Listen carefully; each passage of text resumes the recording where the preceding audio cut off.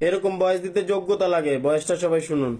একজন বিবাহিত নারী যতই জায়নামাজে কান্নাকাটি করুক এবং প্রতিদিন কোরআন পাঠ করুক, ততক্ষণ পর্যন্ত সে তার ইমানের মাধুর্য খুঁজে পাবে না যতক্ষণ পর্যন্ত সে তার স্বামীর হক আদায় করবে না। স্বামীর হক আদায়ের মৌলিক বিষয়গুলো।